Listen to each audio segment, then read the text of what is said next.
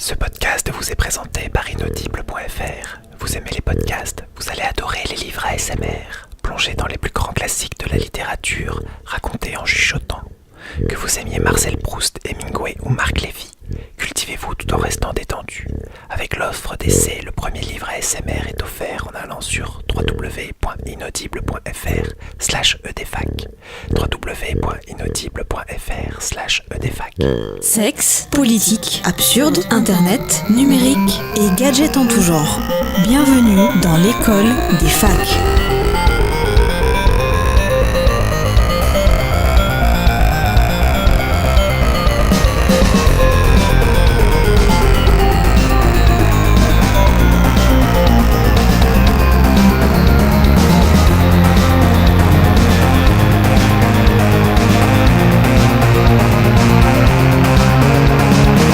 Bonjour, bonsoir, bienvenue dans l'école des facs, je suis Emeric pour vous servir. L'école des facs est un savoureux pot-au-feu de chroniques assaisonnées de sujets variés ayant tous en commun de parler technologie et ou vie numérique. Le menu de ce soir est composé par 4 chefs 5 étoiles sur iTunes. Flash Thompson qui nous a préparé un spécial à base de mobile et de AAA. Bonsoir Flash, ça a l'air très appétissant bien tout sûr, ça. Et de Google Slide aussi. Merci Flash Thompson. À mon tour, je vous présenterai un modèle de créativité et de collaboration, mais je n'en dis pas plus, je garde un peu la surprise. Cosmo Flash nous présente un succulent iPhone 10 ans d'âge. Bonsoir Cosmo. Bonsoir Emeric et bonsoir tout le monde. C'est une belle pièce de collection que tu as là. Une pièce de collection pour les connaisseurs. Et enfin, François Courtis réalisera en direct une vague de millennials sur son lit de youtubeur. François, bonsoir. Quelle audace. Bonsoir, il y aura de la mâche. La mâche de Rotterdam. Alors bien évidemment, les chefs Loise et Sous-X sont présents pour commenter les plats présentés. Messieurs, bonsoir. Salut à toutes et à tous. Salut. Gros bisous. Et je compte sur votre impartialité. Oui, moi j'aime quand c'est gourmand et croquant. Là, ça me parle. On commence donc par déguster la chronique de Flash Thompson. Quand le gaming est mobile.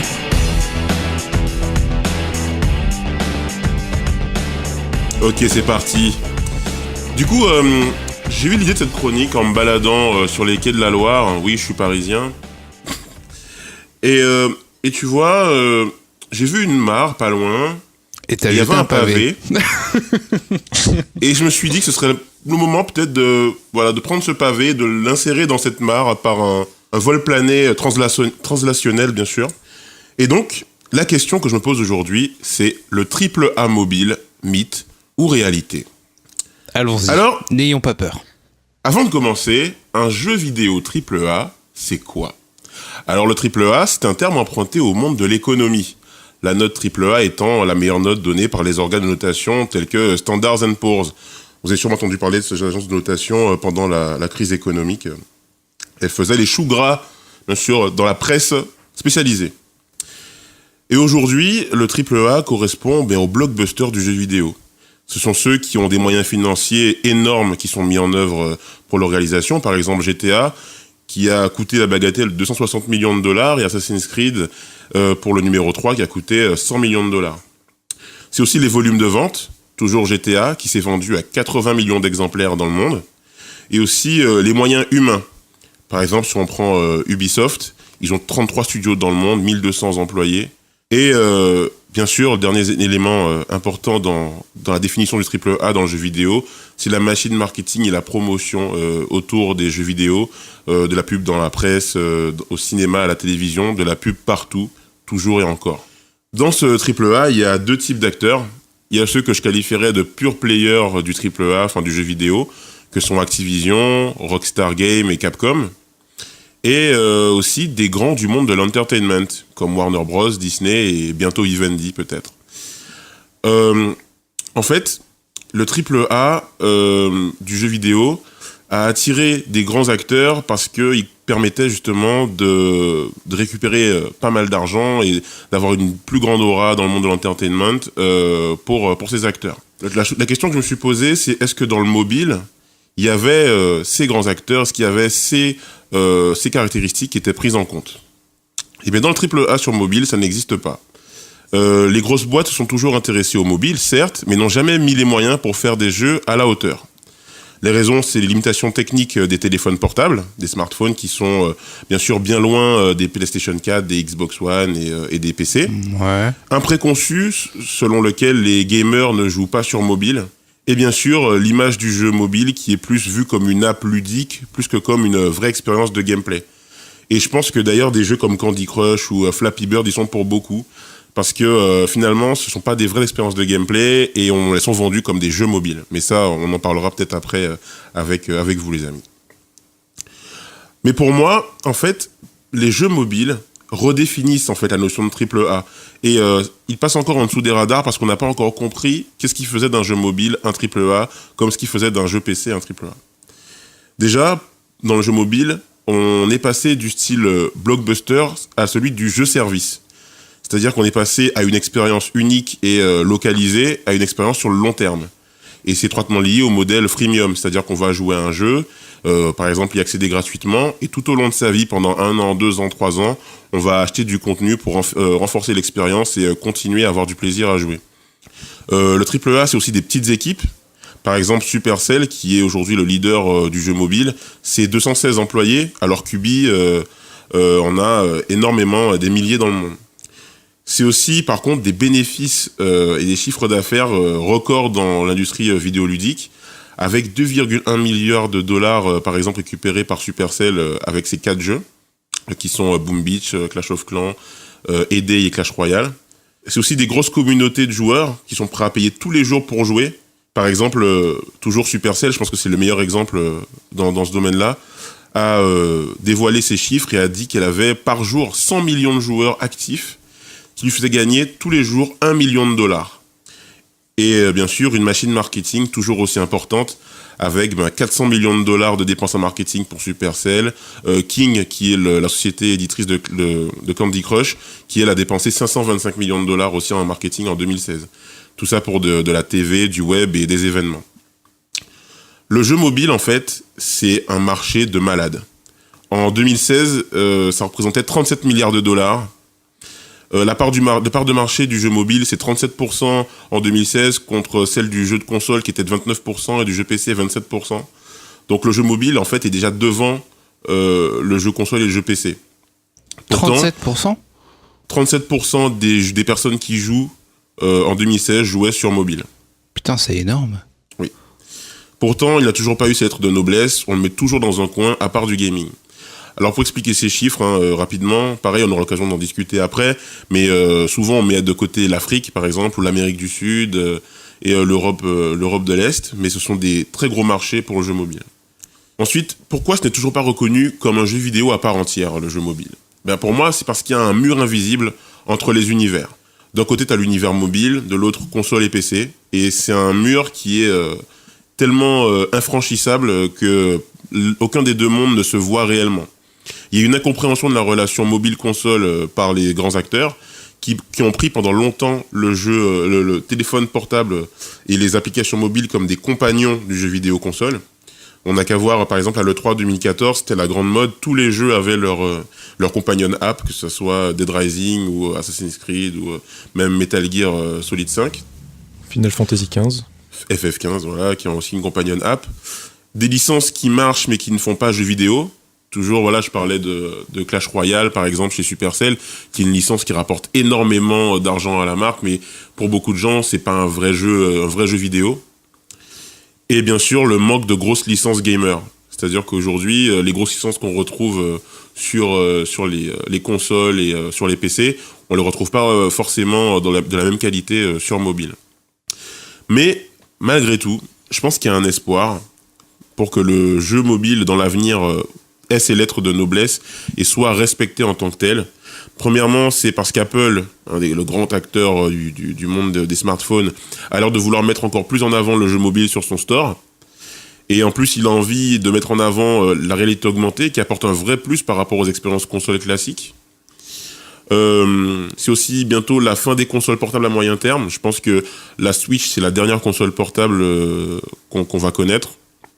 Et oui, je suis en mode oracle qui a toujours des visions très claires. L'oracle du gamer. Ouais. Et bien sûr, je pense que les gros acteurs semblent enfin prendre conscience de l'intérêt du mobile. Alors, bien sûr, hein, vous imaginez tout de suite Nintendo qui a lancé Mario Run, qui veut sûrement lancer un Zelda l'année prochaine. Et puis Ubisoft qui a une vraie licence Rayman pour mobile, qui sont des vrais jeux avec un vrai gameplay. Et je pense que le dernier espoir, c'est une chance pour des développeurs indés qui ont moins de moyens justement de rentrer dans ce marché et de devenir les gros acteurs, les atouts majeurs de ce marché. Donc finalement, le AAA mobile, c'est pas un mythe, c'est pas encore une réalité, mais ça ne saurait tarder. Hey, joli. Alors Sous-X, à toi, la parole te revient. Tu dis la fin des consoles portables, je suis plutôt d'accord avec toi. Par contre, tu vois ça à quel moyen terme ? Alors, ça c'est ma réflexion. Je pense que déjà, on ne verra pas de console portable Sony, on n'aura plus d'autres consoles portables Sony. Tu crois que Sony va totalement arrêter ils sont déjà arrêtés. Hein. Oui, voilà, mais je veux dire, il y aura pas de nouvelles PS Vita 2 ou des trucs comme ça. Xbox ne se lancera pas sur le marché puisqu'aujourd'hui ils sont aussi dans une course à la puissance, donc ça serait revenir un peu en arrière. Il n'y a que Nintendo avec la Switch, mais la Switch est une console qui est ambivalente et je pense que ce sera la dernière console portable. Et puis Nintendo est vraiment un acteur qui est assez à part dans ce marché, donc en tout cas moi, j'ai l'impression que la console portable, il y aura pas, ce sera pas la folie comme on a connu l'époque des Game Boy et au début de la 3DS, la compétition qu'il y avait avec la Vita, tout ça. Et donc du coup, le smartphone a toute sa place à prendre à ce niveau-là, dans la portabilité. Ok. Non, mais de toute façon, c'est clair que Nintendo avec sa Switch a tellement casser le jeu de la portable que ouais effectivement Sony a aucun intérêt de... Que dalle. Quoi ? Vas-y. Non, je parlerai quand ce sera mon tour. Ok. Qui d'autre ? Moi ce que je pensais, c'est surtout que il n'y a pas de AAA parce que avec les prix qu'il y a eu au début sur les applications et les jeux, ça a un petit peu cassé le marché quoi. À base de 50 centimes le jeu, 1 euro le jeu, tu peux pas engranger d'énormes sommes pour fabriquer un jeu si derrière tu es obligé de le vendre à 1 ou 2 euros sans avoir la garantie d'en vendre 100 millions quoi. C'est pour ça que pour moi en fait le AAA mobile réinvente le concept de AAA.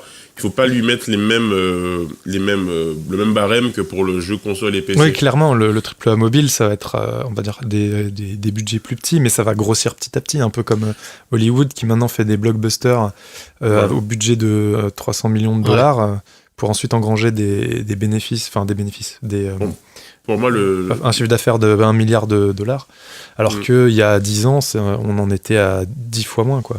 Bien sûr, il y a une grosse crise à Hollywood d'ailleurs à une certaine époque, mais je pense que pour le jeu mobile, quand tu prends l'exemple de Supercell, peu d'employés, ils ont le fonctionnement au départ d'un studio de jeux développement indé. C'est des économies d'échelle, hein, clairement, quand tu fais une production mobile. C'est-à-dire qu'ils ont lancé Clash Royale en 2015, Clash Royale, il s'arrêtera pas avant 2020. Ils ont lancé leur dernier jeu, là, Brawl Ball, pendant le 3. Mais ça ne remplacera pas les autres et en fait ils vont tous exister indépendamment et pendant des années et rapporter plein d'argent à Supercell. Cosmoflash, tu voulais rajouter quelque chose ? Oui, moi je voulais revenir sur ce que tu as dit. À un moment, tu y es passé vraiment très vite. Tu parlais de l'Afrique et on va dire du monde moins développé. C'est intéressant ce que tu dis parce que ça rejoint un plus grand sujet. Aujourd'hui, Facebook, ils ont 2 milliards d'utilisateurs. Et leur prochain défi, ça va être le prochain milliard qui va être extrêmement compliqué à avoir, puisque en Chine, ils sont pas autorisés à y être. Donc les seuls marchés où Facebook peut croître, c'est dans ces marchés en développement. Oui, or, dans ces marchés en développement, la connexion à Internet est de moins bonne qualité. Les devices qu'ils possèdent, ils sont moins bons. C'est pas des gros iPhones ou des choses comme ça. Donc, en fait, je me pose la question de savoir si le AAA du mobile, enfin, le jeu mobile peut exploser dans ces zones-là. Alors, je sais pas s'il a explosé déjà, je me suis pas renseigné là-dessus. Il a déjà explosé. Peut-être que tu pourras me préciser, mais je me demande à quel point ces jeux-là peuvent exploser, enfin, ou peuvent marcher dans des marchés où, finalement, Enfin, la connexion Internet, parce que Clash of Clans, c'est principalement sur Internet que ça marche. Enfin, en réseau, je veux dire. Du coup, je me demande un peu comment ça va croître, parce que est-ce que les gens vont plus jouer chez nous, ou alors... Enfin, je sais pas. Je sais pas trop quoi en penser, parce que je me dis que c'est pas forcément la meilleure voie de croissance, quoi, de se dire on va aller dans les marchés en développement, alors qu'ils n'ont pas forcément les plateformes pour le faire. Alors, déjà, faut savoir deux choses. En Afrique, les 18-24 ans, donc les plus gros consommateurs de jeux vidéo, ils sont 20% de la population. Okay. Oui, il y a énormément de jeunes. Oui. Ensuite, les smartphones, en 2017, on va vendre 350 millions de smartphones en Afrique en 2017. Ouais. Okay. Le taux de pénétration d'Internet mobile en Afrique va doubler en 2020. D'accord. Ouais, okay. Bon. Donc en Afrique, aujourd'hui t'as plein de tournois, par exemple Orange Afrique, que je connais un tout petit peu le sujet sur Orange Afrique. Ils font énormément de tournois sur Asphalt, tout ça sur des jeux mobiles. Okay. Il y a 400 millions d'Africains qui vont jouer à des jeux mobiles en 2016. Donc c'est un marché. Si par exemple Ubisoft, si Supercell et Orange s'intéressent à ce point à ce marché, c'est parce qu'ils savent très bien que l'Europe est à une croissance moins importante à venir que ces marchés-là. Non, je pensais qu'en termes d'infrastructure, c'était peut-être pas aussi facile que chez nous, quoi. Je veux dire. 400 millions, 400 millions d'Africains. Ouais. Putain, ça fait beaucoup. Bah oui. Et moi. Et ça, c'est si tu veux la source, c'est Deloitte. D'accord. Ok. Et toi, Loise, justement, qu'est-ce que t'en penses ? Ok, donc je pense qu'on a du mal à associer le AAA au jeu mobile, parce qu'on connaît que trop peu les investissements financiers qui sont faits sur ces jeux. C'est pas quelque chose qui est communiqué au grand public, je dirais. Aussi bien pour créer le jeu que pour le maintenir. Enfin, toi, tu as réussi à citer plein de chiffres sur GTA 5, par exemple. Oui. Moi, je suis incapable de savoir combien coûtait un Clash Royale. Ah ouais, putain. Ouais, pareil. Alors, tu dis, il n'y a pas de licence sur mobile. Je te réponds, mais que fais-tu de Asphalt, ce magnifique jeu de course dont nous sommes à la 8e ou 9e version? Oui. Il y a Badland, il y a Monument Valley, il y a Angry Bird, il y a la série des Clash of Clans, Clash Royale. Donc il y a quand même des choses, quand même des licences qu'on arrive à créer sur mobile. Bon, après qu'on exporte un peu partout. Après, tu parles de mur invisible. Je pense que le mur invisible que tu cites, il existe que pour les non-gamers. C'est-à-dire que ceux qui passent 1 heure sur Candy Crush et qui associent pas ça à faire du jeu vidéo, parce que dans leur esprit, le jeu vidéo, ça reste un art poubelle, un art honteux, et qu'ils ont honte, entre guillemets, de passer 1 heure sur Candy Crush ou insérer ici quelconque jeu freemium. Et dernier point sur la fin des consoles portables, moi je te dirais, mais que dalle, mec, que dalle. Pourquoi ? Parce que les parents, ils préféreront toujours acheter des DS 3D XL++ X1 avec Nintendogs et Pokémon, parce que le système est fermé, que Nintendo c'est safe pour les gamins, plutôt que d'acheter un téléphone ou une tablette Android où tu peux très vite accéder au porn et à la violence. D'accord. Du coup, je peux répondre, t'as encore un autre truc à... Si c'est pertinent, oui, tu peux répondre. Oh là là. Oh, ça clash. Non, vas-y, chope-le. Pardon, je te fais des bisous. Vas-y, réponds, vas-y, défonce-le. Tu peux embrasser mon cul, c'est pas grave. Alors, la fin des portables. Non, j'ai commencé par les licences. Bon, alors les licences, elles existent, effectivement. Comme tu m'as dit, Clash Royale, effectivement, c'est une licence aujourd'hui qui est identifiée gamer maintenant, puisque, pareil, c'est un peu par l'e-sport. Clash of Clans sont entrés dans le cercle des jeux gamers. Mais Angry Birds, Candy Crush, c'est plus compliqué. Et Asphalt, dans le monde occidental, Asphalt, c'est associé à des jeux de voitures de piètre qualité. Quand tu vois l'image d'un Gran Turismo, l'image d'un merde, comment il s'appelle sur Xbox, Gran Turismo, on voit que les images, mais on n'y joue pas. Hein.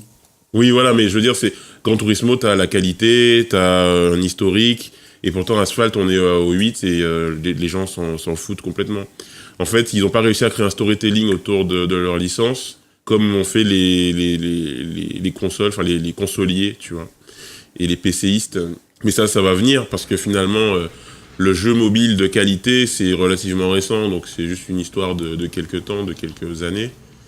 Je dis pas qu'elles n'existeront jamais, je dis qu'actuellement, elles sont moins fortes que les licences qui existent sur les consoles et les PC. Faut aussi qu'on se dégage de la tendance, à faire des remixes de trucs qui existent déjà, quoi. Oui, le jour ça. où ils ont vraiment des vrais IP, des vrais intellectual properties, ça changera un peu tout. Sauf Fluent, motherfucker.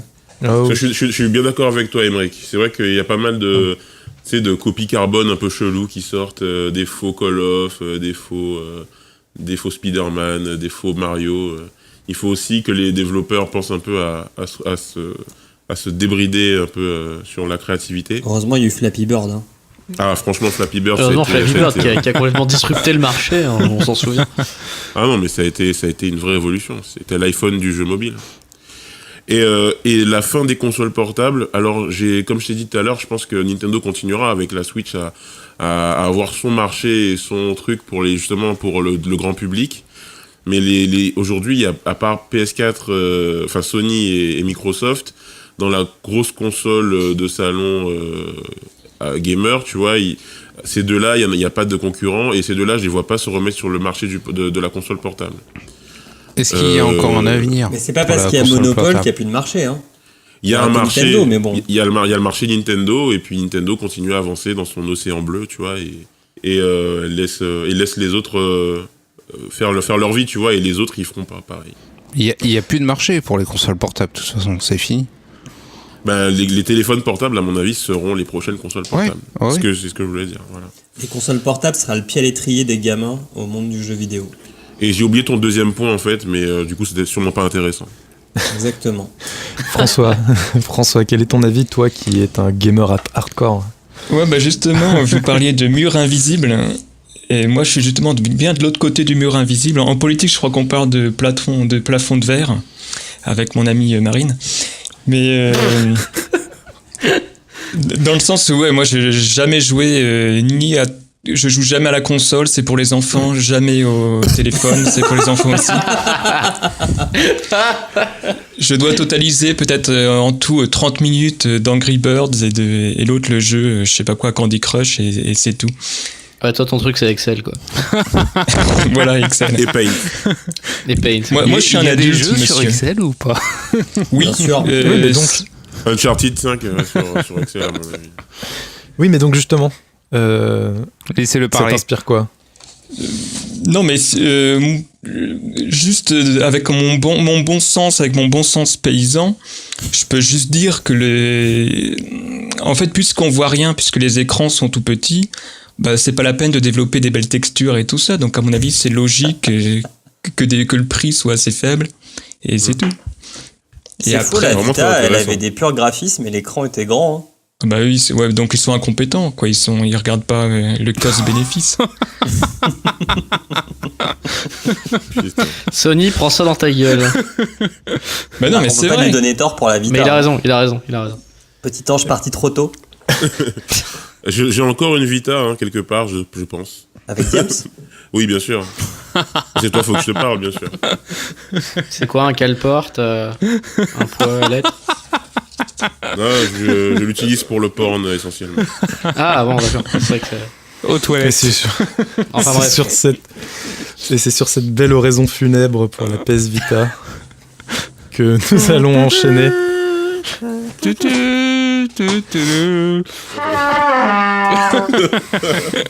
Donc c'est sur cette belle oraison funèbre pour la PS Vita que nous allons enchaîner avec ma chronique où je vais donc vous parler de Hit Record. La créativité collaborative est rémunérée.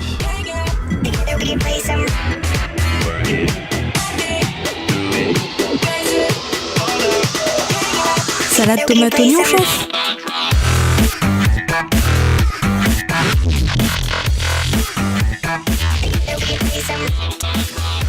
Donc je vais vous parler d'une communauté que je suis de loin depuis un petit moment et qui me fascine. Pas les inédiens et autres mangeurs de prana. Pas les femmes de plus de 90 ans sur Tinder non plus. Ça, ce sera peut-être pour une autre fois. Non, je vais vous parler de Hit Record. Et vous allez me demander, mais Hit Record, qu'est-ce que c'est ? Qu'est-ce que c'est Émeric ? C'est quoi les Hit Record ? C'est quoi ? Il est quelle heure ? Hit Record, c'est simple. C'est une société de production et une communauté de création collaborative créée en 2004 par Joseph Gordon-Levitt et son frère Dan. Alors, si vous avez besoin de resituer Joseph Gordon-Levitt, c'est un acteur-réalisateur qu'on a pu voir dans 500 jours ensemble, dans Inception, dans Looper, et là, on va le voir dans Edward Snowden. Enfin, on va le voir jouer Edward Snowden dans Snowden. Et donc, dans les films d'action, parce que Lewitation. Voilà. Merci. Dégage. Adieu. Le mec est en retard et il fait des vannes de merde comme ça. Alors, Hit Record, ça fonctionne sur le principe du remix, ce qui signifie que toute création appelée sur le site, ça s'appelle un record, et toute création qui est postée peut être reprise, remixée, transformée, repostée sur le site, pour être à son tour reprise, remixée, transformée, etc., etc., etc. Par exemple, indépendamment les uns des autres, Raybo79 crée une animation d'1 minute au très simple, un petit cochon sous la pluie, dans les liens de l'émission. Soul Sixer écrit un poème, Joe Rudd enregistre le poème chanté en s'accompagnant au piano, Deep River enregistre des sons de la nature, et derrière tout ça, Rebecca X-Ray arrive et mélange ces différentes créations ainsi qu'une demi-douzaine d'autres pour donner une petite séquence pleine de poésie.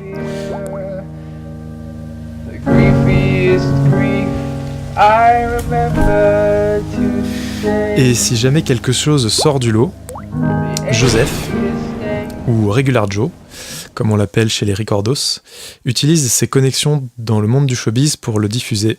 Par exemple, il y a certains courts-métrages qui ont déjà été passés à Sundance, le festival de cinéma indépendant de Robert Redford, qui a lieu en janvier dans l'Utah, et aussi au South by Southwest, un mélange de festivals de films, de musique et nouvelles technologies, qui se déroule chaque année en mars à Austin, au Texas.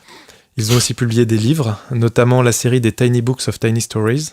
Ils ont édité des CD, dont Move on the Sun, un recueil de 15 morceaux pop-rock alternatifs. Ils ont aussi produit une série d'émissions de télé, 2 saisons, 8 épisodes chacune. Ça s'appelait Hit Record on TV. Chaque épisode présentait des courts-métrages, des chansons, des performances en direct. Le tout autour d'un thème par épisode, et construit et produit avec toute la communauté. Vous allez me dire, mais bon sang, c'est la porte ouverte à toutes les fils de puterie. Ils volent le travail des honnêtes gens. Ils volent le travail des honnêtes gens. Ils volent notre travail. Ils volent le travail des honnêtes gens, je crois. Ouais. Et ben, moi, je vais vous faire une réponse de Normand. Peut-être ben que oui, peut-être ben que non. Parce que les bénéfices des productions sont à chaque fois partagés en 2 moitiés. La première moitié pour financer la société Hit Record, donc Joseph Gordon-Levitt, son frère, ses employés, et faire tourner le serveur, etc. Et la seconde est redistribuée à tous ceux qui ont participé à la création du produit final, à hauteur de leur participation, ils ont un petit algorithme de calcul pour savoir quelle somme doit aller à quel participant. Alors le fait que Hit Record récupère la moitié des bénéfices peut faire lever le sourcil, parce que, entre autres, Hit Record Production a produit le long métrage Dungeon, l'histoire d'un mec accro au porno, un film écrit, réalisé et interprété par Joseph Gordon-Levitt, et ça n'a pas été forcément un gros succès. Mais bon, chaque personne dont le record se trouve dans le produit final recevra quelque chose, même si il a juste fait un petit dessin de merde au début. Comme il a participé, il recevra un petit pourcentage. La plateforme en ligne, en plus, elle est construite pour encourager la collaboration et le remix, tout en préservant l'attribution. Ils mettent un point d'honneur à ce que chaque personne soit justement citée à la fin et dans chaque record qui est composé d'autres records. Et puis le truc à noter, c'est que si on met sa création sur Hit Record, on offre à Hit Record un droit d'exploitation qui est non exclusif. On reste propriétaire de ce qu'on a créé et on peut aller le vendre partout ailleurs, évidemment, sauf si elle contient d'autres records. Dans ce cas-là, il faut demander l'accord des autres créateurs. Donc, je trouve ce nouveau système de création plutôt intéressant. La communauté s'auto-enrichit créativement, ils se lancent des défis chaque semaine. Il y a des défis d'écriture, des défis de musicaux, des défis de montage vidéo, d'animation. Et ils récupèrent les créations les uns des autres, les enrichissent, les échangent. C'est assez intéressant à suivre. Et je trouve que le système de rémunération, même s'il est loin d'être parfait, permet chacun d'être récompensé pour son travail. si jamais le résultat, enfin si jamais il est utilisé dans quelque chose qui a été monétisé. Et même si j'ai quand même un doute que il y ait des gens qui arrivent à en vivre parce que ça reste quand même assez confidentiel. Pour l'instant, j'ai rencontré personne qui connaissait ça. Peut-être qu'aux États-Unis, c'est un petit peu plus répandu vu que c'est américain. Voilou, j'ai hâte d'entendre vos avis. Alors, j'ai pris des petites notes. Alors, je trouve ça cool parce que ça fait une suite à la chronique de Curtis sur les UGC. Ça m'a fait penser à son truc sur le Chromium. Mais du coup, c'est bien parce qu'on a un cas d'école, du coup, qui utilise les user-generated content pour faire du business. Je trouve que son business model est intéressant parce que, du coup, il joue sur la fibre un peu orgueil des gens qui sont dans la communauté. C'est-à-dire, je suis content, ma création va être diffusée. Moi, j'adore Joseph Gordon-Levitt, c'est un super acteur, il aime ce que je fais. J'ai mon orgueil et on est comment dirais-je bon, bref, il en est. Et par contre, je trouve qu'il y a un petit côté, une petite arnaque, mais gentillette, donc presque légale, comme dirait quelqu'un.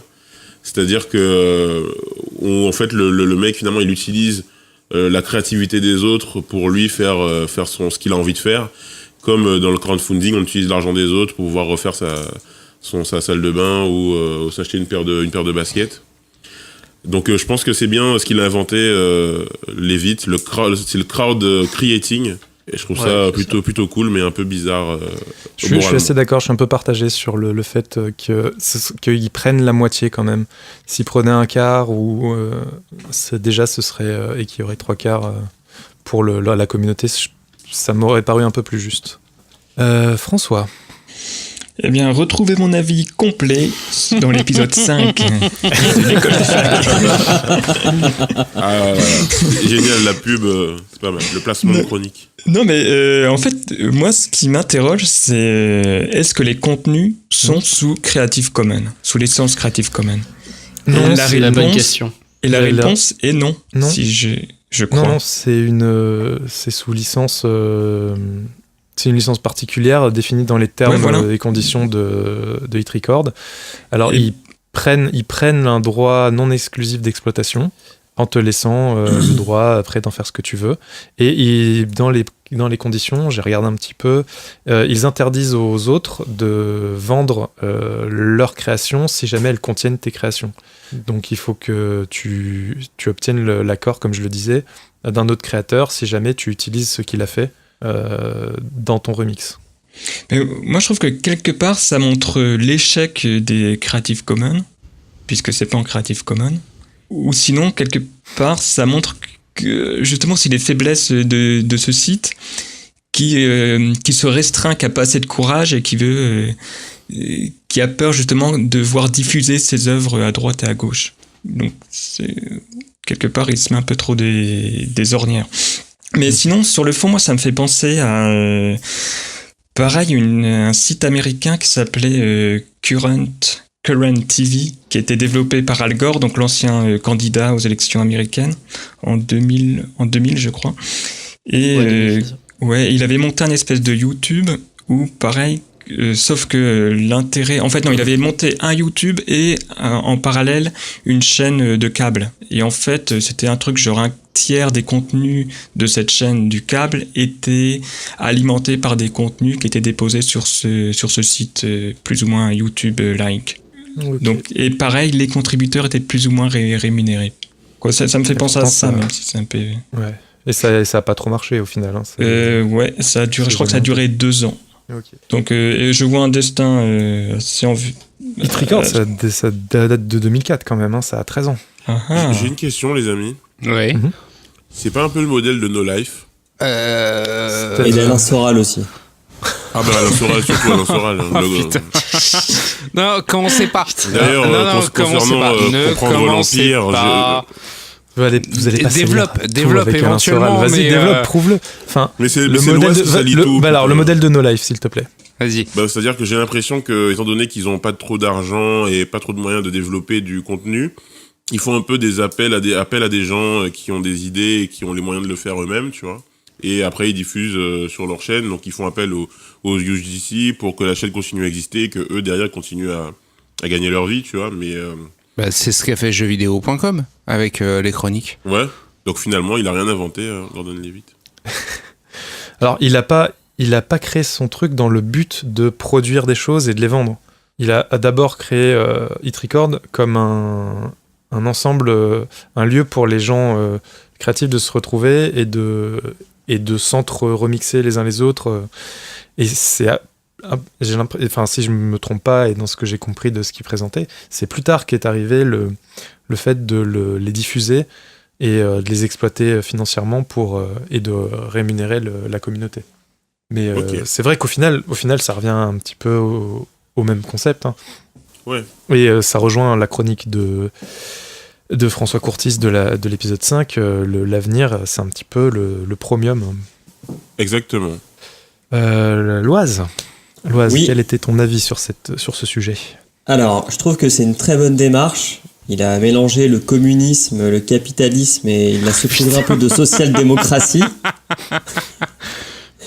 Non, en fait, je troll parce que le mec, en fait, il a juste mis Uber dans la création artistique. Sauf qu'au lieu de prendre 25% comme Uber, il en prend 50%. Oh, t'es content, le mec. Startup Nation. Hein. C'est clair, il est totalement en marche compatible. C'est pas vraiment ça. Bah, c'est un peu ça. Le mec met en place une plateforme, ne crée rien, et il prend sa com. Hein. Il participe. Hein. Il donne de sa personne, il fait des remixes. Mais Trevor Duber aussi, il a conduit une voiture, il a participé, tu vois. Non, mais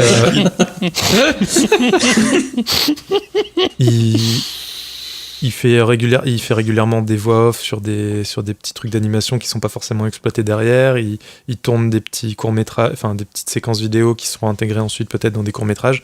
Il fait un peu de tout et c'est pas aussi, on va dire, fils de pute que le patron d'Uber. Bah, le patron d'Uber, il donne 75%. Bon, après, faut que tu payes tes impôts, etc. Mais eux, ils prennent quand même 50% pour un site web et un carnet d'adresse. Je trouve que c'est quand même pas mal au niveau de la fils de puterie. Bah, après, non, mais direct. C'est bon. Non, mais attends. Je suis pas complètement pas d'accord. Attends, 50%, mais arrêtez, les mecs, c'est énorme pour un apporteur d'affaires, quoi. Le truc, c'est que c'est Gordon Levitt, tu vois. Mais je m'en bats les couilles, sur la commode, quoi. Ça peut être n'importe qui. Possibilité. C'est pas parce qu'il a chopé Zoé Deschanel dans un film qu'il peut prendre 50%, quoi. Non, mais et Scarlett Johansson dans son film Dungeon. Loise. T'énerve pas. Les mecs. Non, mais franchement, le mec prend 50%, il faudrait dire amen parce qu'il redonne 50%. Et c'est 50% que tu redistribues parmi 10 pleu qu'on fait 2 traits, un cochon en animation GIF. Attends, non, mais arrêtez, quoi. Le mec, il est connu, il est célèbre et les gens, ils ont envie d'être associés à un mec connu et célèbre. Non, faut de l'ambition. Les mecs, faut arrêter maintenant, merde. Il faut de l'ambition, quoi. 50%, c'est de la merde. On a compris un gros crush sur Joseph Gordon-Levitt. Mais 50% de quoi ? Attends, il doit vendre une petite animation avec un cochon une fois tous les 2 ans. Avec ça, il doit gagner 5000 balles. Il gagne 5000 euros tous les ans. Vas-y, François, vénère-toi. Pour lui, c'est tout bénef, quoi. Le mec, je te dis, il met juste son site. Allez, uploadez vos trucs. Je connais 2-3 wannabes à Sundance. Et s'il y a un connard qui va se casser le cul à faire le montage de toutes vos merdes, peut-être qu'on gagnera de l'argent. De toute façon, moi, je m'en fous. J'ai rien investi à part un serveur qui tourne et qui héberge vos trucs, quoi. Non, 50%, je suis désolé. Dans le monde aujourd'hui du capitalisme, c'est beaucoup trop. Oui, mais c'est 50% de 5000 euros par an. Parce que ça se vend pas, c'est des petits cochons dessinés tout pourraves. Ils gagnent pas, enfin je sais pas exactement les sommes qu'ils gagnent, mais en tout cas, si vous allez voir sur Hit Record, il y a régulièrement des gens qui reçoivent leur chèque et qui postent justement une petite vidéo où ils reçoivent leur chèque. Et ils sont très contents. Mais s'il y a des pigeons le unboxing de chèques de pauvres, quoi, super. Ouais, voilà. Non mais Loise. Moi je dis, c'est du moment que les gens sont contents. Loise, s'il y a des pigeons pour l'acheter, pourquoi unboxing, je reçois ma paye. Je reçois mon salaire de l'usine. Promis, je fais la prochaine fois. Et je le remets sur le site au cas où on l'utilise dans un autre film de merde. Je gagne de l'argent.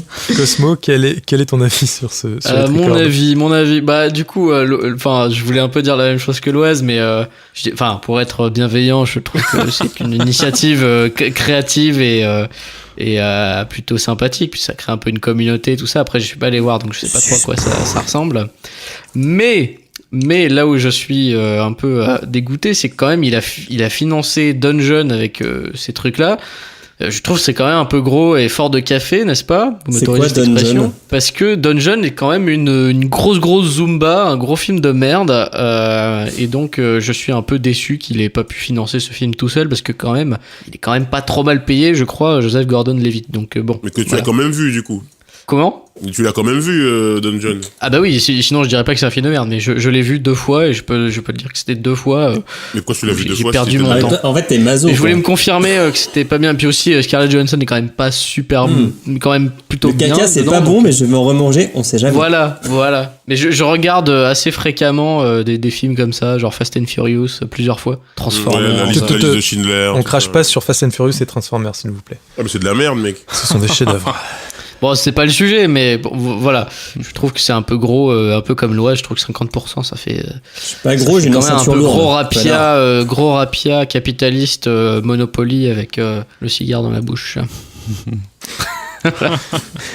Comme Monica Lewinsky. Et toi, Sous-X, tu n'as donc rien à dire là-dessus? Non, parce que je suis plus ou moins d'accord avec tout le monde et tout le monde a dit. Tout le monde a dit à peu près Sortez tout François ce que Bayrou j'avais à dire. vocal, s'il vous plaît. Du coup, non, et je ne m'exprimerai pas sur ce... T'as pas écouté? Non, c'est Tu pas... t'abstiens, c'est ça? Tu Je t'abstiens? m'abstiens. Tu sais que c'est à cause de toi Sauf avec madame. que Marine Le Pen a été au 2e tour. Oh, va bien te faire foutre. C'est parce que tu n'as pas voulu parler à la fin de cette chronique. Non.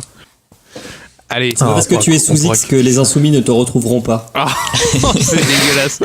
On continue donc avec Cosmoflash qui va nous présenter un succulent iPhone 10 ans d'âge. One more thing, maybe.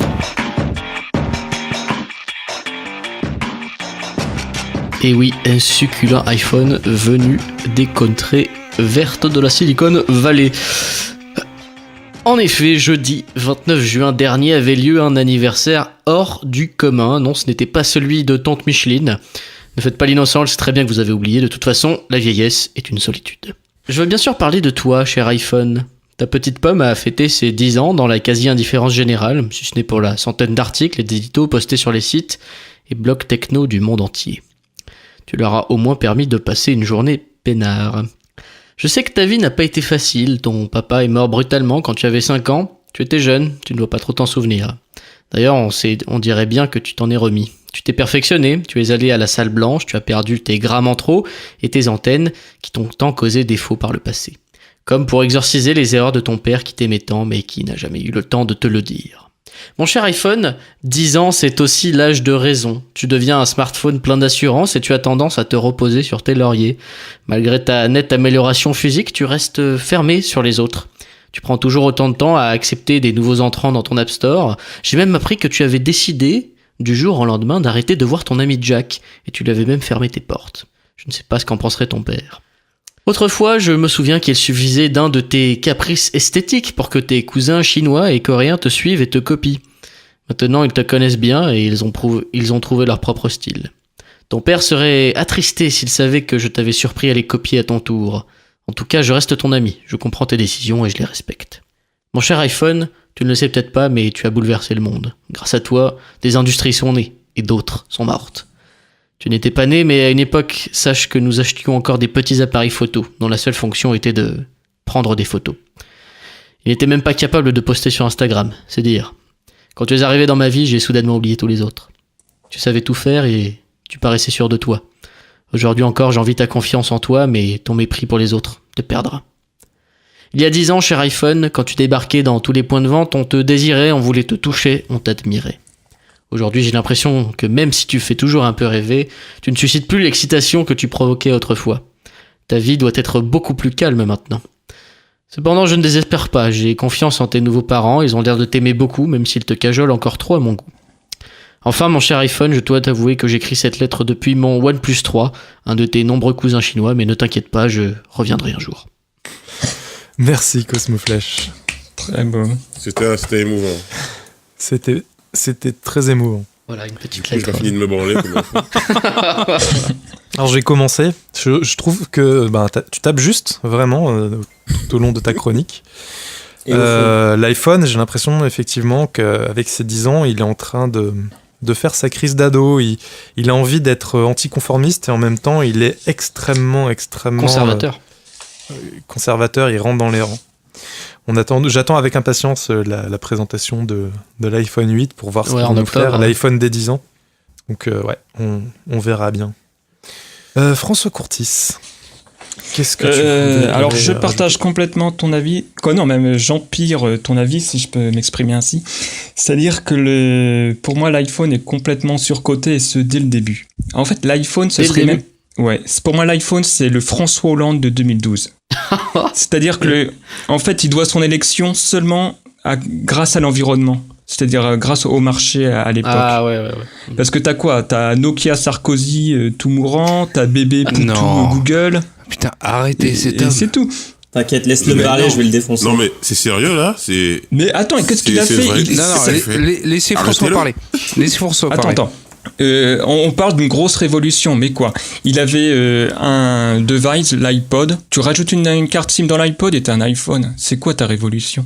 Bah, tu peux téléphoner avec un iPod. Et le GPS, l'expérience utilisateur et le gyroscope. Et moi, ce que je regrette, et je l'avais déjà dit à l'épisode numéro 1, je crois, c'est que c'est Nintendo qui aurait dû claquer la gueule à l'iPhone en sortant une 3DS téléphone, et c'est tout. Mais c'est vrai. Cet homme voit l'avenir. Nokia l'a tenté. Le futur parle au futur. Nokia l'a tenté, ça s'appelle le N-Gage. T'es moche. Et c'est un échec. De toute façon, ils auraient dû sortir un Walkman de téléphone. Mais oui, peut-être que Nintendo aurait mieux fait, mais Nintendo étant ce qu'il est, ils sont restés à ce qu'ils savaient faire. Non mais vas-y, développe François, parce que là... Vas-y François. Il a tout dit. C'est tout. Est-ce que je peux parler ? Oui, vas-y. Non, surtout pas. Maintenant que les pauvres ont parlé, on va pouvoir discuter de vrais téléphones. Parce que les mecs qui veulent des iPhones, mais qui veulent pas les acheter parce que c'est trop cher, mais qui ont quand même des téléphones qui ressemblent beaucoup en termes de design et de features, j'ai envie de rigoler. Donc, l'iPhone, ça reste encore aujourd'hui le téléphone qui a la meilleure expérience utilisateur, qui a l'écosystème le plus cohérent du monde. Et quand tu dis qu'il y a 10 ans, on voulait le toucher, que maintenant, c'est plus vrai, mais c'est faux. Les gens veulent des iPhones. Les gens font toujours la queue pour acheter des iPhones. Même sur Tinder, tu as plus de chances de choper si tu as un iPhone qu'un Android phone. Parce que c'est un signe extérieur de richesse. C'est pire que François. Non, c'est pas pire que François. Je suis un peu d'accord avec Flash. C'est juste que l'iPhone... Si t'as un iPhone, ok. L'iPhone n'est plus révolutionnaire comme il l'a été au tout début. Mais voilà, c'est ce que je dis, moi. Je trouve aucun téléphone ne l'est. Il provoque plus l'étincelle, l'explosion d'émotion qu'il provoquait. Mais c'est faux, les mecs, c'est faux. Parce que vous avez plus d'iPhone, c'est tout. Moi, quand j'ai acheté mon dernier iPhone avec le double capteur photo, je vous promets, j'en pouvais plus. Le truc fait des putains de photos encore plus belles que mon réflexe en plein jour, quoi.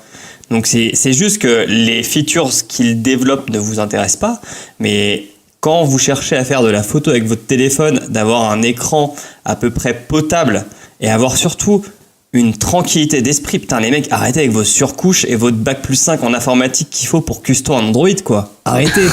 Arrêtez, quoi. Donc, en fait, on aurait pu sortir ce podcast il y a genre 4 ans, tu sais, quand les mecs qui se battaient entre Android et iOS, c'était encore à la mode, tu vois. Ah ouais, à cette époque... Non, mais c'est pas ça que je veux dire. J'ai aussi été possesseur d'iPhone. Là, j'ai un Android, c'était pour changer, quoi. Mais ce que je veux dire à la fin, c'est que il fait rêver, ça fait rêver toujours l'iPhone. On a toujours envie de s'en acheter. D'ailleurs, ils en vendent des par palette. Mais c'est plus genre les événements. Enfin, je sais pas qui a regardé la keynote d'Apple, la dernière keynote d'Apple. Personne. Moi, avec le HomePod, moi, parce que c'est plus intéressant maintenant. Tout le monde le regarde. Mais arrête, les gens le regardent. Les gens lisent toujours les articles sur les features qui sortent sur Apple. Arrêtez, Apple, oui, mais toi tu es enfermé dans ton monde, Loise, tu dis Mac Forever. Arrête, Loise, dans ton lecteur de flux RSS, t'as encore le journal du Mac alors que ça fait 7 ans qu'ils ont pas publié un article. Loise, votre temps est révolu. Et justement, en fait, c'est ça la puissance, mec, c'est que le journal du Mac a été intégré au journal du Geek. J'ai pas compris ce qu'il a dit. C'est qui le suivant Alors, sur la liste? Et moi. Et juste pour finir, parce que j'ai pas fini. Après Flash-T. Je n'ai pas Je tiens quand même à dire que j'ai fait l'expérience des 3 OS mobiles. J'ai eu un Android, j'ai eu un Windows Phone et après je suis retourné sur l'iPhone. Oh, le mec s'est fait du mal. Ah, allez, Symbian. Hein? Tu l'as pas eu? Non, j'ai eu Symbian, mec, j'avais un N95-2. Alors s'il te plaît, j'ai même eu Symbian qui avait un très bon appareil photo à l'époque. C'est juste qu'il y avait... 95, bel appareil. Et en fait, je vous parle de ça, c'était en 2014, donc ça reste pas trop lointain et je pense que l'expérience utilisateur... Android, c'était de la merde en 2014. Mais mec, j'y peux rien si Android c'est toujours de la merde, quoi. Oh, non, attends, on se calme. On se calme. Non mais expliquez-moi pourquoi, généralement, les gens qui sortent des jeux ou des grosses applications qui tuent, les sortent d'abord sur iOS et après sur Android. Parce que sur Parce iOS, qu'ils avaient payé cher, sur iOS, mais c'est faux, il y a 90% c'est des Android. Non, c'est une Non, histoire mais c'est de pas ça. tube. Je veux dire, il y a plus de. Enfin, les gens font des mises à jour sur leur téléphone. Il n'y a pas de fragmentation sur iPhone. Du Et coup, pourquoi quand tu sors un jeu, bah, t'as pas à te poser plein de questions, quoi. Et pourquoi Sur qui TF1 va fait des meilleures l'acheter. audiences que Arte? C'est le même Parce que genre quand de t'allumes ta comparaison. télé, c'est la 1. Voilà. Et c'est pas la 5. Pareil pour Apple. C'est pareil pour Mais Apple. non, pareil pour Apple. Quand C'est la lettre A, c'est la lettre A. Hein. Ça Donc, venge. Enfin, bref, du coup, Alors je veux voilà. dire, AN c'est avant AP. Hein.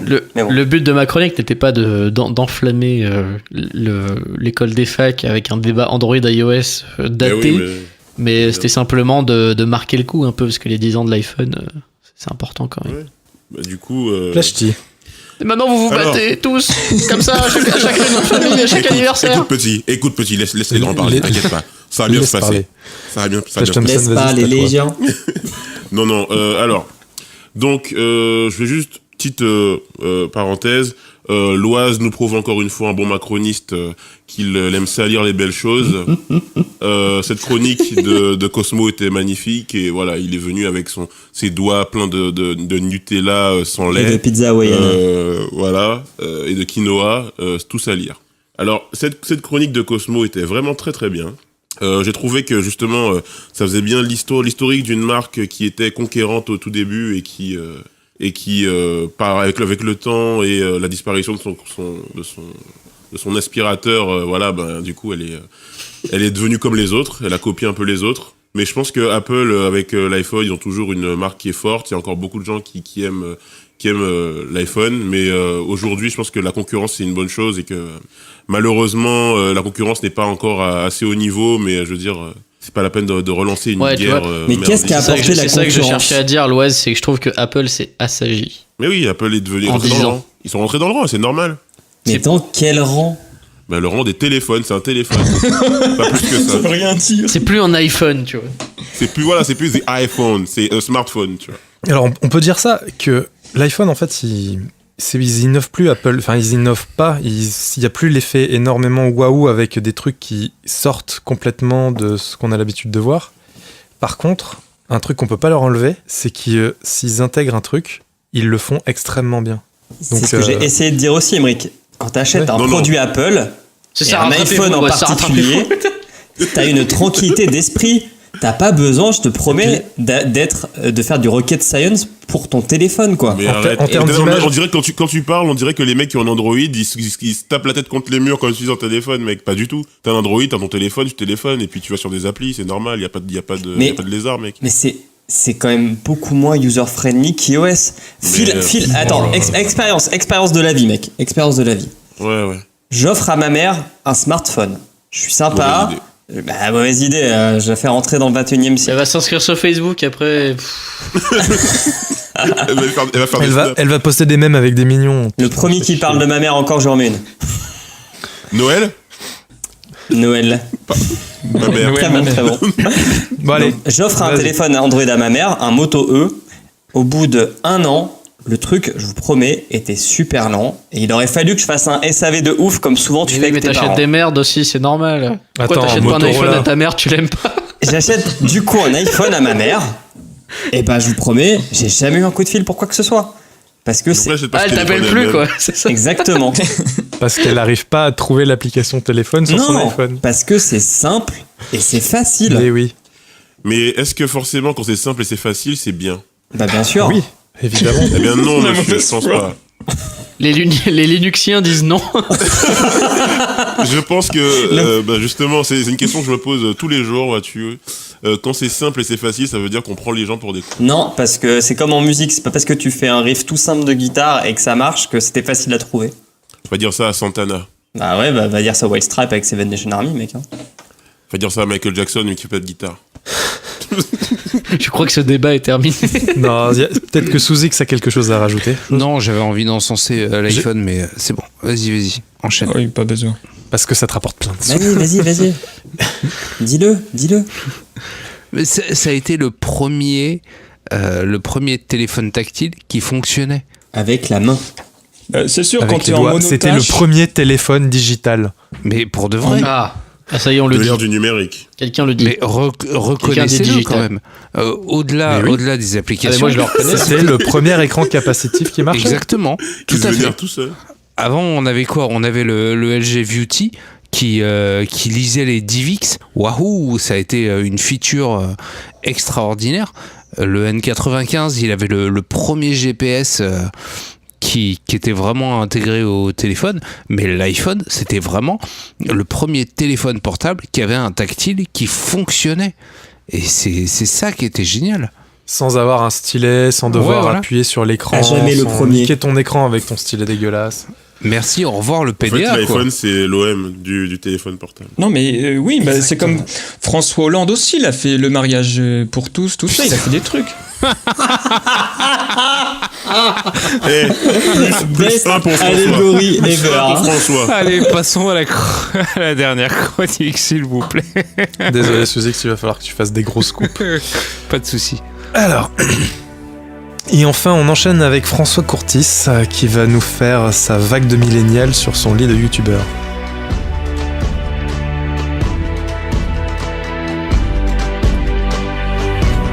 Place aux jeunes.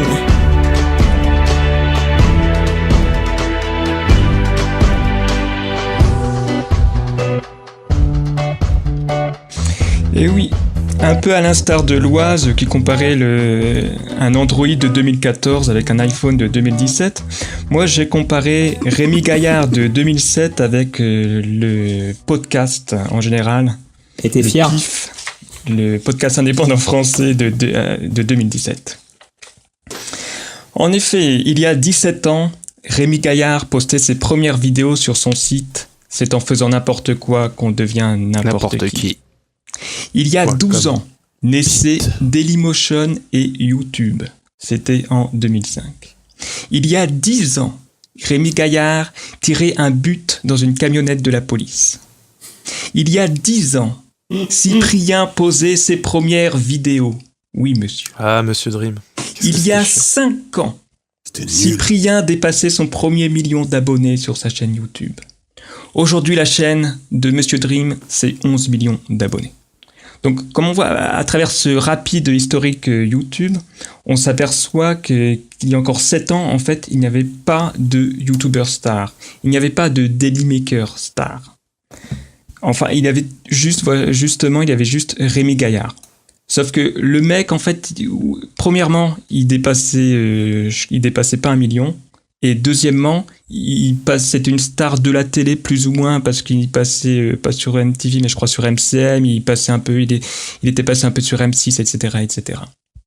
Donc, en fait, ce qu'on voit, c'est qu'il a fallu attendre la nouvelle génération, celle des grands ados avec un nouveau format, celui des sketchs face caméra pour vraiment déclencher le YouTube game. C'est la génération des Norman, Cyprien, etc. C'était des gamins de 20 ans.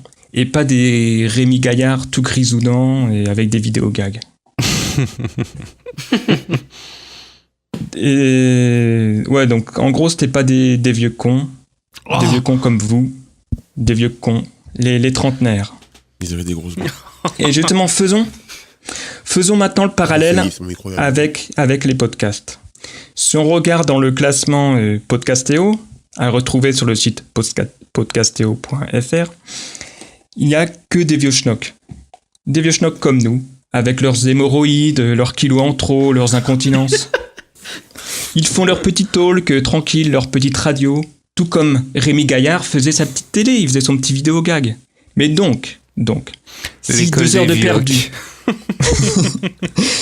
Mais si 2 heures de perdu, si Studio 404, ce sont les Rémi Gaillard, les pères Fouras du podcast, alors est-ce que nous ne serions-nous pas juste devant une énorme vague, un raz-de-marée de teens sur le monde du podcast? Tous les mêmes teens qui ont déferlé sur les blogs avec leur Skyblog il y a 10 ans, les mêmes qui sont envoyés des petits snaps de tub il y a 5 ans, et enfin les mêmes qui ont élu Cyprien roi du YouTube Game. Et donc on a en droit de se poser la question, pourquoi ne déferlerait-il pas maintenant sur le podcast? Et là je vous propose 3 scénarios. Premier scénario, ils ne débarqueront jamais. Car le podcast, c'est comme Twitter, c'est un truc de vioc. Et quand on regarde, quand on peut vérifier que Twitter est assez peu contaminé par les kiloutou, par les petits-enfants. Faux. Les kiloutou.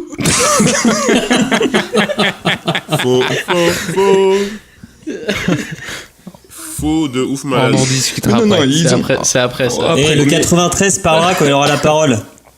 Les petits gamins, ils ont sauté direct de Facebook à Snapchat. En fait, c'est un peu comme en Inde, où les mecs, au début, ils faisaient de la communication avec des feux de fumée, puis après, ils sont passés directement au smartphone, sans passer par les téléphones fixes et tout ça. Mais là, c'est à peu près pareil. Donc, Facebook, Snapchat, directement, sans passer par Twitter. Donc, deuxième scénario. Ils vont débarquer, les teens, mais pas maintenant. Car les ados sont sous Android. Et qu'est-ce que ça sous-entend, hein, Loise? Ça sous-entend qu'ils n'ont pas d'argent. Qu'ils n'ont pas de sous. Ils sont sous Android, on dirait une drogue.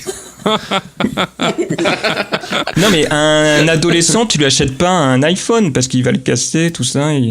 Donc ils ont des Android. Tu rigoles. Moi, tous les gens que je vois au boulot, ils ont tous des iPhones. Les parents, ils achètent des iPhones. C'est un signe de reconnaissance sociale.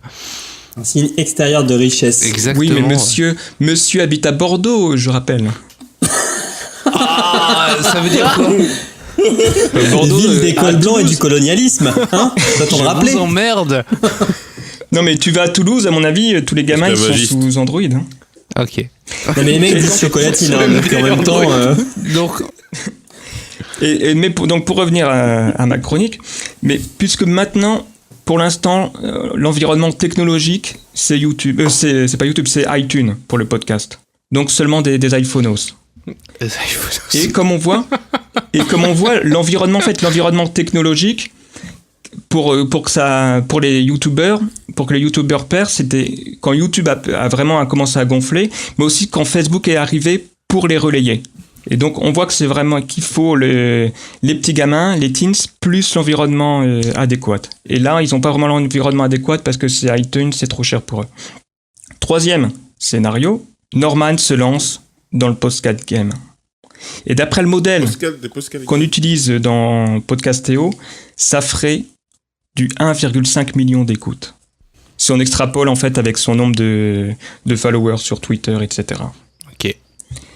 Et en vue de ce succès, donc tous les jeunes, tous les teens, tous les millennials vont aussi débarquer dans le game, noyant au passage tous les viogs que nous sommes. Et donc ça a complètement modifié le paysage actuel. Et pour finir, j'ai juste donné mon avis, et ben selon moi c'est vraiment le troisième scénario qui va se réaliser, car sur internet ce sont toujours les teens qui gagnent. Et pour s'en convaincre, il suffit de regarder sur YouPorn.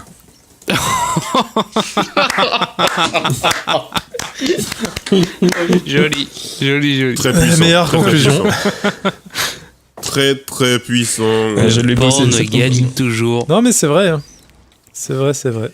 Tu oublies juste une chose, c'est que aujourd'hui, ce qui marche le plus auprès des teens, ce sont les vidéos sans son avec du texte dessus. Véronique Sanson, du coup. Oh là là. Flashty, quel est ton avis sur le sujet que vient de nous présenter Il ne pourra pas être aussi bon que cette blague. Hein. Ouais, ça va être compliqué. Premièrement, je trouve que dans cette chronique, on voit que Curtis a vraiment bien compris la jeunesse. Il y a une vraie étude des comportements. Tu es un peu le Pierre Bourdieu des teens, on peut le dire. On peut le dire. Donc, Donc cette connaissance des jeunes, excuse-moi je te le dis, mais elle est un petit peu lacunaire, hein, je me permets d'empiéter sur ton ta démonstration. J'ai un ami jeune. Ah oui, ben... Moi j'ai rien contre les jeunes, j'ai un neveu et tout. Non, alors, chez les jeunes, moi je pense pas que les jeunes arriveront dans le podcast, enfin les jeunes, les teens, donc les 14, 18 ans, Ne 19 jamais ans. dire jamais. Ils n'arriveront pas dans le podcast, pourquoi ? Parce qu'aujourd'hui, ce sont des jeunes qui sont avant tout dans l'image et le paraître. Et pour eux, la prédominance de l'image, quelque chose d'important. Aujourd'hui, les jeunes, tu les retrouves avant tout sur des lives, dans des groupes Facebook fermés ou sur Instagram, et sur des stories, avec pareil Instagram, Snapchat. Ils aiment être reconnus, ils veulent être la star de leur petit moment à eux. Et le podcast, c'est la sauvegarde de notre image, c'est un peu de l'anonymat. Regarde, on sait pas à quoi tu ressembles, on sait pas qui tu es vraiment. Et c'est pour ça que ça correspond au vieux, parce que c'est l'ancien monde. La radio, c'est l'ancien monde. L'audio, c'est l'ancien monde.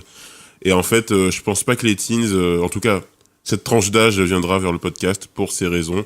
Merci, c'est tout pour moi. Venez me voir aux 4 Baudets tous les soirs. Donnez 2 €. François Courtis-Satu. Non, je vois juste les teens, en fait, ils écoutent quand même de la musique. Donc, ils peuvent passer assez facilement, passage musique, podcast. Quoi, à mon avis, c'est juste... En fait, bon, j'ai dit pour la blague, j'étais pour le scénario 3, mais je suis plus scénario 2. C'est-à-dire que, à mon avis, ils vont venir quand l'environnement technologique sera favorable.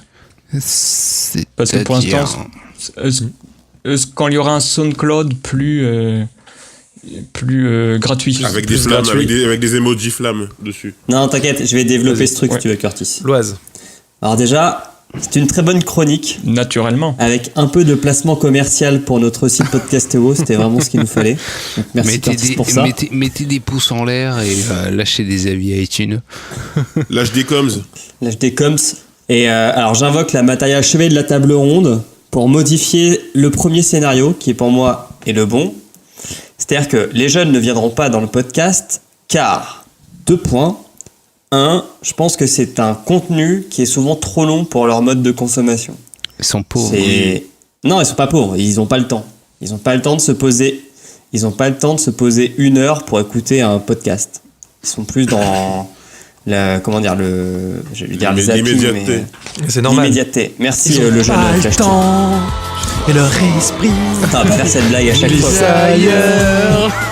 J'ai pas le temps. Le deuxième point, c'est que ils aiment la simplicité et c'est pas facile, c'est pas si facile que ça de trouver des podcasts, de les suivre, etc. C'est pas si user friendly en fait aujourd'hui. Et comme l'a dit François, il n'y a pas de plateforme universelle et centralisée du podcast.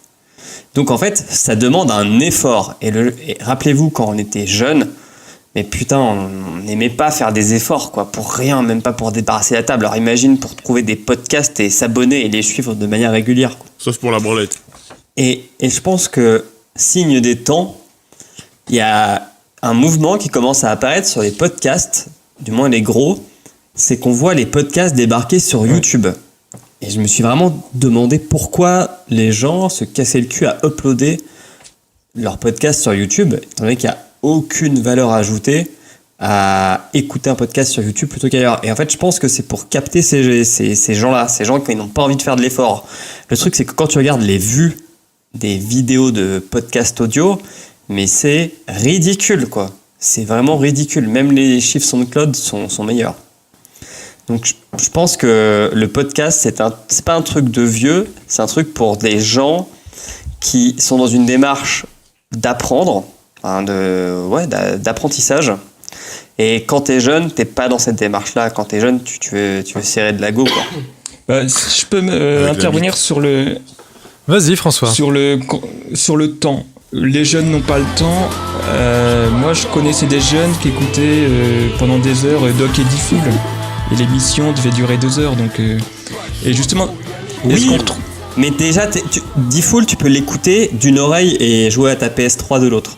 T'as pas besoin d'être à donf comme dans un podcast. Et puis c'est pas de la prise de tête. Et en plus, c'est pas prise de tête. C'est-à-dire que tu allumes ta micro-chaîne stéréo qui copie tes cassettes en double speed et t'es direct sur Diffoul, tu vois. J'ai bien ta vision du jeune, en tout cas. En fait, je te donne la vision du jeune de 99, quoi. Mais je fais partie de ces gens qui écoutaient D-Fool. Tu mettais ça en fond, donc t'en faisais pas une consommation concentrée comme tu peux l'avoir dans le podcast. Enfin, je sais pas vous comment vous consommez le podcast, mais moi c'est impossible que je fasse autre chose que d'écouter un podcast quand j'écoute un podcast. Sinon je mets de la musique parce que je peux pas suivre le truc. Mais c'est pareil avec D-Fool, du coup. Non. Non, parce que D-Fool, c'était plus un truc que tu te mettais en fond. C'est pas un truc que tu. Enfin, me dis pas que t'as appris beaucoup de choses en écoutant D-Fool. Si, ce n'est pas sale, mon corps change, tout ça. Ce n'est pas sale. Non, mais. Avec un adulte, ce n'est pas mal. Si tu veux vraiment écouter et apprendre et t'intéresser au truc, non, il faut que t'écoutes. Du coup, tu fais pas autre chose à côté. Ah, pas moi. Moi, D-Fool, c'était vraiment un fond sonore. Et tout comme dans la libre antenne, tout comme dans les podcasts, en fait, t'as un rapport intime, d'intimité. Oui. Et c'est pour ça que, à mon avis, le passage est facile et proche. Et D-Fool, c'est immédiat aussi. D-Fool, c'est un rythme un peu effréné, ça parle fort, ça rigole tout le temps, c'est en direct.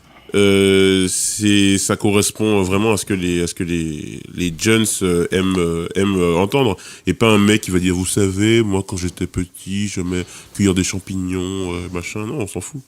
Osef, ma gueule. Mais je pense sincèrement que les youtubeurs, enfin la vague qu'on a eu de youtubeurs qui ont pris le pouvoir sur YouTube et qui ont défoncé le game, vont défoncer le monde du podcast aussi. Mais ils vont pas faire du podcast, ils s'en foutent, ils ont rien à dire. Ils s'en foutent non, mais ceux dont il parle, dont il fait l'allégorie par rapport au podcast, pas Norman, mais il parle de nouvelles écoutes ou de fréquences modernes, etc. Mais eux, ils font du vrai podcast. Mais non, mais oui, mais ils ont amené une démarche professionnalisante, tout comme Norman Merci Loise. Et Cyprien ont amené un professionnalisme dans le YouTube game. Oui. Et bah ils font. Ouais, mais. Vas-y. Mais non, pareil, ils sont vieux. Ils ont mis une marche au-dessus. Non, ils sont pas vieux. Ils sont pas vieux, mec. Ils ont le même âge que nous. Hein. Bah voilà, ils sont vieux, c'est ce que je dis. Mais ils sont pas vieux. Mais par rapport aux teens, ils sont vieux. C'est qui dit. Moi, je parle des mecs max 20 ans. Je parle des Cypriens, quoi. Mais les mecs comme Cyprien ou Monsieur Dream, quand ils sont lancés dans la vidéo, ils avaient déjà plus de 20 ans. Les gars. Non, Cyprien, il avait 18 ans quand il s'est lancé.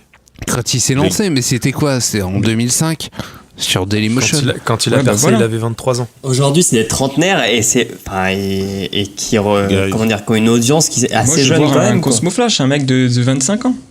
Maximum. Et il a 22 et demi. Les gars. Je suis un grand garçon d'abord. Bon, allez, Flash T, et après on enchaîne. Non, mais en fait, j'ai l'impression que vous voulez absolument trouver des points communs entre le podcast audio et la vidéo YouTube. Je pense que dans le podcast, t'as autant de diversité que dans la vidéo. Enfin, chaque podcast est différent, chaque vidéo YouTube est différente. Ils ont des points communs dans le sens où ça part de l'amateurisme pour partir vers du professionnalisme. Et comme partout, je vois pas pourquoi il faut absolument dire qu'il y en a un qui va bouffer l'autre, un qui va venir dans l'autre ou pas.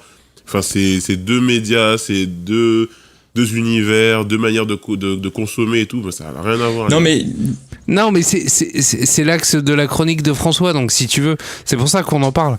Mais je pense que François a totalement raison.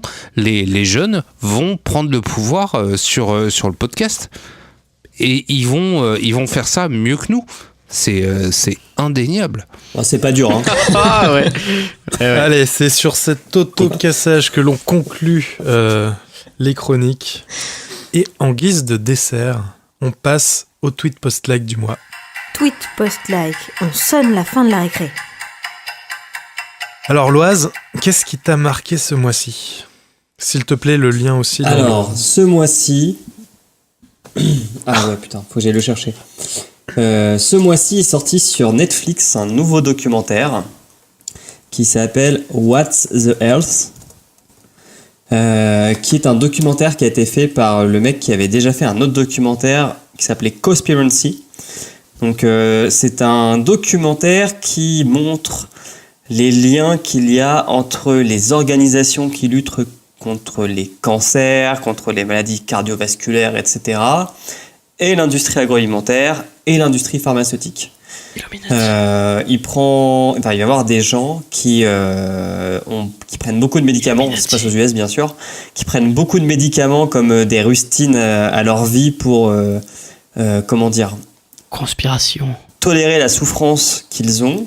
Et en fait, le mec, les personnes qui prennent tous ces médicaments, quand ils commencent juste à changer leur mode alimentaire, et je parle pas de devenir végétarien, je parle juste d'enlever toute la merde qu'ils mangent, et ça leur permet déjà de supprimer la moitié de leur médoc. Donc c'est un film que je vous conseille sur Netflix, c'est gratos. Merci. J'irai voir, ça m'intéresse. Sous X, qu'est-ce qui t'a marqué ? Eh bien, écoutez, ce qui m'a marqué, ça n'est pas un tweet, ça n'est pas un post, ça n'est pas un like. Madame Saucisse est enceinte. Voilà. Donc je vais devenir papa. Bravo. Ouais. Voilà. Merci Sous X. C'est une chouette nouvelle. Gratulations. François Courtis, qu'est-ce qui t'a marqué ce mois-ci, à part le fait que Sous X va être papa? Je sais pas si vous vous rappelez, alors c'était un tweet post-like de Cosmo Flash et c'était des étudiants, c'est au Japon, qui avaient codé, je sais pas si tu te rappelles Cosmo, si tu vois ce que je veux dire, ils avaient codé une espèce de d'IA qui, alors c'était pas des étudiants, c'était des employés de chez Ghibli. Et donc ils avaient codé une espèce de d'IA pour développer la marche. Toute seule, en fait. Voilà. Ouais, voilà. En fait, il devait donc le petit l'IA devait tout seul se mouvoir, mais il avait un corps humain. Et donc, en fait, on le voyait à l'écran. Il essayait tout seul de ramper, tout ça, parce qu'il comprenait pas que sa jambe c'était cool pour marcher. Il rampait tout ça. Il utilisait sa tête pour ramper. C'était chelou. Ouais, c'était assez étrange. Voilà. Et le prof.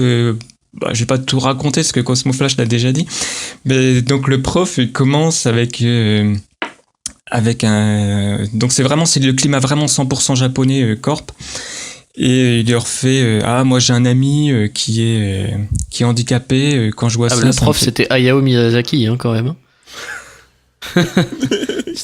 Bon, ouais, je le connais pas, mais je le connais pas. Je le connais pas, j'adore. Oh merde. Mais donc, bref, il fait. Et ce que vous montrez là, c'est vraiment pour la dignité humaine, quoi. Il n'y a pas pire. Ce que vous faites, c'est vraiment de la merde. Mais les mimes, ce qui est très rigolo, c'est que les visages, les mimiques des mecs, quoi, des étudiants qui ont fait ça, qui ont codé ça. Dévastés. Mais ils ont vraiment des mimiques typiques de japonais, quoi. Ils regardent un peu. Ils font une petite torsion de la bouche, une petite moue, tout ça, et c'est hallucinant, et j'y pense très fréquemment. Alors que pour moi, j'avais trouvé qu'ils avaient fait du bon boulot. J'avais trop envie de leur taper dans le dos. Et du fait que j'y pense fréquemment, je me disais, faut que je le repropose une seconde fois en TPL. D'accord. TPL. Merci. Je me disais bien que c'était du réchauffé. C'est une bombe sale, là. Vraiment, c'est une bombe sale. La guerre froide de la bombe. Ça sent les lasers Findus, tout ça. Réchauffé. Ok. Cosmo Flash, quel est ton tweet post-like et s'il te plaît, alors, dis-moi... mon tweet post-like, bien évidemment... C'est Mister Benoît Hamon, j'invoque Benoît Hamon. Son fameux j'ai craqué, #fin, #0 régime. Et une superbe photo de kebab, probablement fait vers chez lui, là, vers Trappes. Vraiment, ça m'a bouleversé. C'était le plus grand tweet politique de l'année, même de la décennie. Je pense que Pierre Moscovici peut raccrocher les gants, puisqu'il a perdu décidément le match. Je sais pas si le pire, c'est de l'avoir tweeté ou est-ce que tu penses que ça bat le Taco Bowl de Donald Trump? Alors c'est différent parce que là le Taco Bowl c'était un peu raciste, j'ai trouvé comme tweet, le truc de Trump bien évidemment, je précise. Là il y avait rien de, c'était vraiment il est bienveillant Benoît, tu vois qu'il aime le kebab, c'est quelqu'un qui aime la cuisine. Les frites sont un peu en bordel quand même, j'ai pas. Après la photo elle est, mais j'aime bien la photo, elle est très vérité, on dirait du Martin Parr un peu, c'est très. C'est pas un Insta-food. Hein. C'est pas Insta-food, mais tu vois, ça pourrait éventuellement... La France veut connaître la sauce. Hein. C'est plus un Snapchat, tu vois. Benoît Hamon, il est déjà dans le Snapchat. Ouais, mais surtout, c'est Harissa, la sauce. Hein. Harissa, ouais, on voit.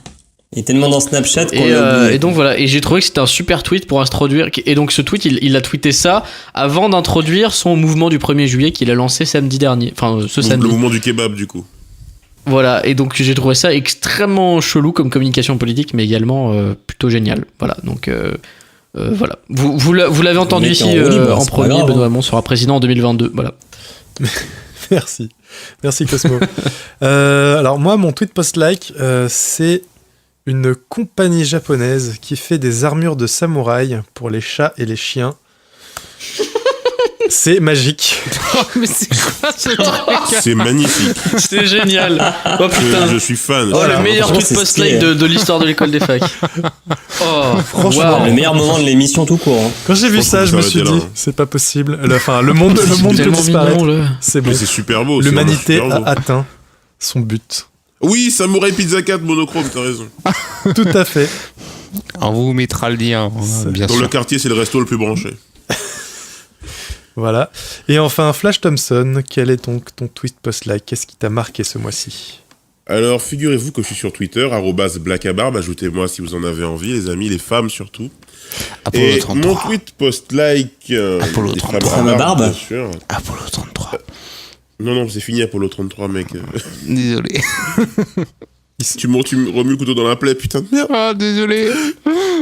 Non, alors, donc du coup, mon tweet post-like, c'est un tweet et c'est un coup de gueule aussi contre Apple, cette marque, la marque du diable, comme je l'appelle avec mes amis insoumis.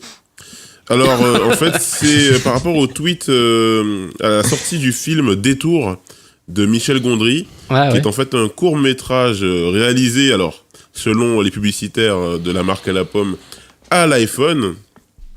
Alors bien sûr, grâce à l'iPhone, on peut faire des films, on peut faire des ralentis, faire du café, avoir le retour de l'être aimé, etc. On peut même faire des podcasts. Mais en fait, la vérité, c'est qu'en fait, Michel Gondry a fait son film, certes avec un iPhone, mais aussi avec une équipe de comédiens, avec un monteur, avec un ingénieur du son, avec 5 millions de dollars de budget. Donc ouais. C'est quoi le problème? Je pense que c'est comment c'est vendu, c'est le film fait à l'iPhone, c'est un peu de publicité mensongère. Et non, c'est pas ça qui veut dire. C'est un mensonge par omission, on va dire. Voilà, c'est pas si facile que ça de faire du cinéma. J'entends ce que tu veux dire, mais ce qu'ils veulent dire, c'est qu'en fait, je pense que c'était voulu pour être un film professionnel, mais tourné avec du matériel pas professionnel. C'était le but, je pense, plus de l'OP de communication. Ouais. Mais c'est comme les OP où ils mettent photos prises par des iPhones. On sait tous que c'est des photographes professionnels qui font de la retouche. Bien sûr. Mais ça reste des photos prises par des iPhones. C'est juste pour montrer la potentialité du truc. On sait pas tous. Je trouve que la potentialité du truc, effectivement, elle peut être ouf. Ouais, mais le potentiel, il y a 80% de Mongoliens, on n'y est pas rien, quoi. Il y a une manière... Ouais, écoute, Steve Jobs, non, mais c'est comme Samsung qui paye Casey Neistat pour aller faire une vidéo à 360 en hélico au-dessus du logo Hollywood. Mais je suis d'accord avec vous, en fait. Mais moi, je pense que c'est pas parce que c'est Apple le problème. Le problème, c'est que la façon dont ils ont de vendre le truc n'est pas exactement, ne correspond pas à la réalité. Et c'est pas Kevin du 38 avec son iPhone qui va faire un court-métrage qui passera au cinéma. Donc voilà, putain. Non, mais moi, je trouve ça un peu bête ta remarque, parce que l'iPhone, ça permet quand même à des gens de créer, tu vois. Ça reste un facilitateur de création. Non, mais c'est vrai. Ça reste une caméra. Ça reste une caméra. Ça reste un facilitateur de création artistique. Mais achète un GH4. D'ailleurs, il y a un très bon podcast qui s'appelle Vite un truc à mater sur Netflix, réalisé entièrement à l'iPhone. L'iPhone, c'est comme un couteau, quoi. Tu peux tuer des gens ou tartiner du Nutella. Ça dépend ce que t'en fais. Qu'est-ce que tu racontes, toi? Mais n'importe quoi. Putain, mais j'ai une question par rapport à François. Tu prends quelle drogue exactement? J'aimerais bien en prendre aussi. Non, zéro drogue. Moi, je suis pas Benoît Hamon, là, avec son cannabis et tout ça. Mais Loise, en tout cas, j'aime bien ta façon de défendre Apple, mais c'est juste de la publicité, du mensonge par omission, et c'est un peu du n'importe quoi, du foutage de gueule. Moi, je trouve pas. Moi, je trouve. Eh bien, c'est sur ce désaccord que l'on va conclure cet épisode. Moi, je trouve pas. Moi, je trouve. Moi, je trouve. Et Et c'est la fin de cet épisode culinaire de l'école des facs. Chères auditrices, chers auditeurs, merci de nous avoir écoutés. Si vous souhaitez réagir et pourquoi pas intervenir dans une prochaine émission, faites-nous signe. On est présent sur Twitter et Facebook, @école des facs. Lâchez des coms, lâchez des étoiles, faites comme vous le sentez. Car nous étions en direct aujourd'hui avec nos auditeurs. Oui. Ouh, les auditeurs, on vous aime. Sauf un. Mes amis, je vous laisse le mot de la fin. Allez, salut, bisous. Ciao, au revoir. Internet.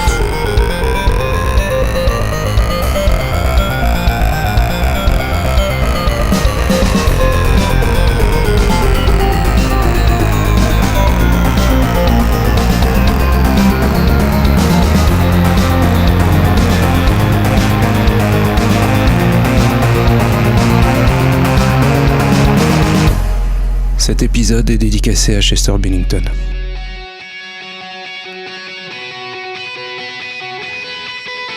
Allez, on y retourne pour une new console, un truc nouveau selon les Mongols. Le motion gaming est partout, tu joues à l'abribus de Châteauroux. Manette correcte, 60 boules, dans l'espoir que sorte un jeu cool. Pour le moment, je traîne sur Zelda, rien me fait bander. J'ai fait le jeu 3 fois, Gorilla Glass Full HD. Tellement compliqué à intégrer, mec, range ton jeu de cartes ou non. On peut traire des vaches grâce à Nintendo. Tu veux animer nos soirées, j'ai plutôt l'impression que tu me la mets. Faire une tablette avec des manettes, pourquoi veux-tu que je l'achète? Rangez vos Switch, les 3/4 des jeux tournent sur mon iPad. Rangez vos Switch, les 3/4 des jeux tournent sur mon iPad. Rangez vos Switch, les 3/4 des jeux tournent sur mon iPad.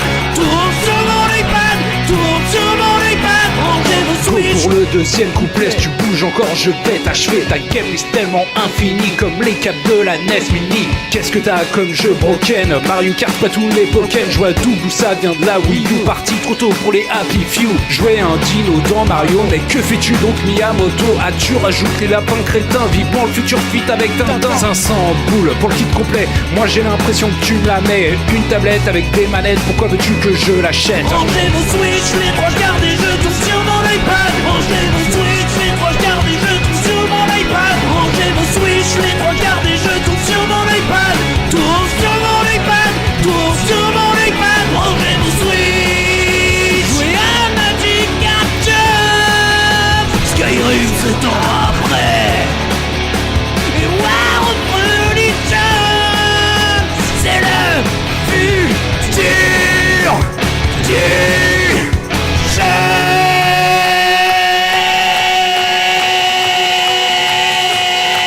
Rangez vos Switch, les 3/4 des jeux tournent sur mon iPad. Rangez vos Switch, les 3/4 des jeux tournent sur mon iPad. Rangez vos Switch, les 3/4 des jeux tournent sur mon iPad. Tourne sur mon iPad, tourne sur mon iPad. Rangez vos Switch, les 3/4 des jeux tournent sur mon iPad. Rangez vos Switch, les 3/4 des jeux tournent sur mon iPad. Rangez vos Switch, les 3/4 des jeux